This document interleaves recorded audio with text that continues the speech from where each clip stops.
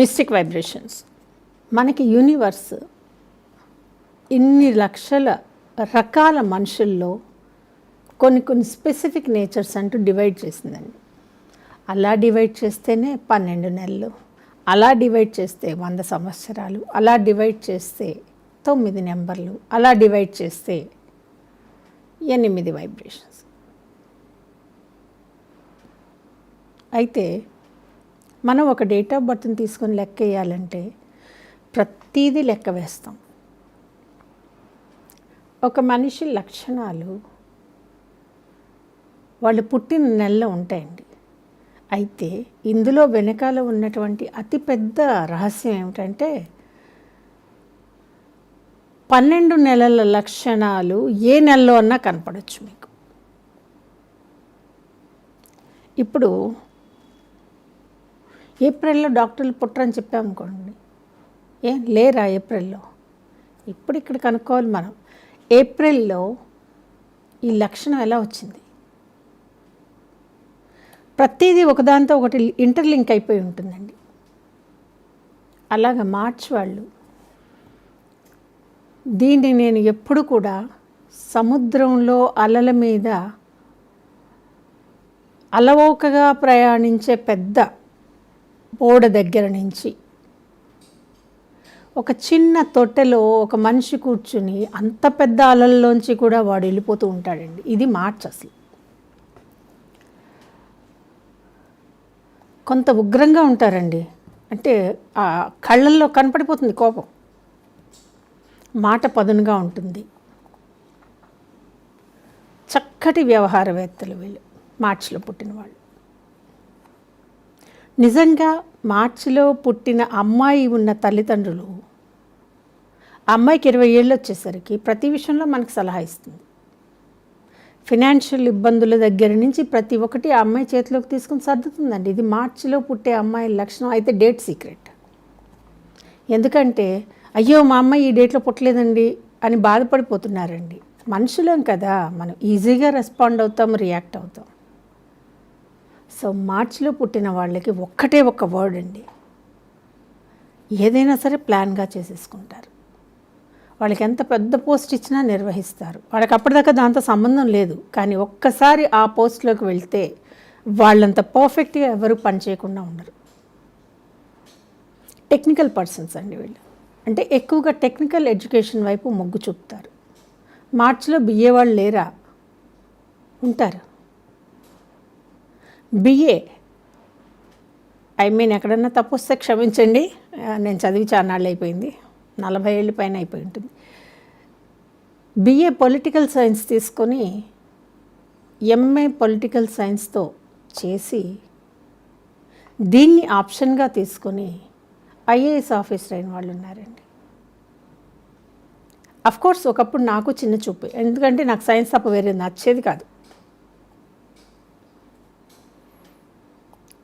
BA బీకామ్లో నేను ఎప్పుడు లెక్కేయలేదండి, అసలు ఎప్పుడూ లెక్కేయలేదు. నా దృష్టిలో బిఏ బీకామ్ వేస్ట్. బిఎస్సి సరే మాట్లాడచ్చు వాళ్ళతో అని అనుకునేదాన్ని. అఫ్కోర్స్ అది తెలిసి తెలియనితనం కావచ్చు. కానీ ఎప్పుడైతే నేను ప్రాక్టీస్ మొదలు పెట్టానో ఒక్కొక్క వ్యక్తి ఒక్కో రకంగా చెప్తూ ఉంటే ఈ 25 ఏళ్ల కాలంలో నేను కొన్ని లక్షల విషయాలు నేర్చేసుకున్నాను. పుస్తకం కంటే కూడా మనకి ఎదుటి వ్యక్తి చెప్పింది పర్ఫెక్ట్గా ఉంటుందండి. వాళ్ళు అనుభవిస్తారు, వాళ్ళకి జరిగింది కాబట్టి.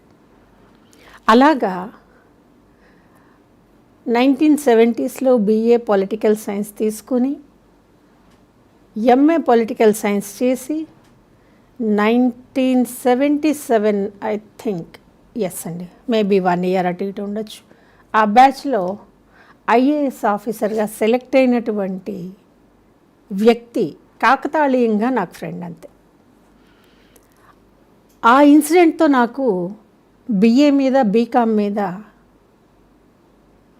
అంచనాలు మారిపోయినాయండి. ఇంత ప్లేస్మెంట్ సాధించవచ్చు ఆ బిఏ తోటి అని ఒక్కసారిగా నేను షాక్ గురయ్యాను. అంటే అప్పటిదాకా బహుశా నేనున్న పరిస్థితులు కావచ్చు, నా చుట్టూ ఉన్న సిచ్యుయేషన్స్ కావచ్చు, డాక్టర్ గొప్ప, ఇంజనీర్ గొప్ప, అంతే, వేరేవేం లేవు. సైన్స్ చదవాలి, దట్స్ ఇట్.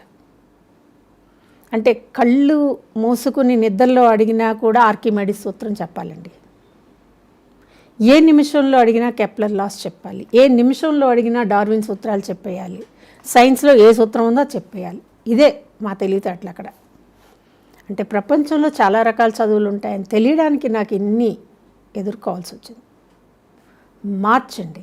చెప్పాను కదా, సముద్రంలో అలలు ఎగిసి ఎగిసి పడుతూ ఉంటే ఒక షిప్ ఎలాగైతే ఈజీగా వెళ్ళిపోతూ ఉంటుందో ఈ మార్చిలో పుట్టిన వాళ్ళల్లో ఆ లక్షణం ఉంటుందండి. మార్చికి నేను ఇచ్చే అక్షరం ఎస్ అండి. ఎస్లో చాలా ఉందండి. సరిగ్గా కనిపిస్తే కనుక మీకు ఇంకా అర్థమయ్యేలా చెప్పాలంటే హంసనావ అంటారు చూడండి. ఎస్ షేప్లో ఉండే హంసనావ ఏం స్పీడ్తో అన్న పోతుంది అది.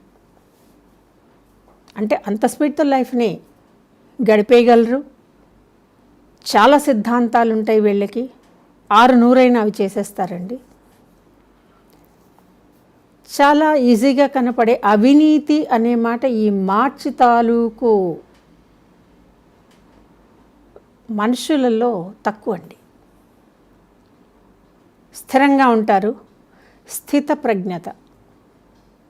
ఎటువంటి పరిస్థితుల్లో అయినా సరే ఆ మొహం మీద భావం మాత్రం మారనివ్వరు. అంతుపట్టరండి ఫస్ట్ ఆఫ్ ఆల్.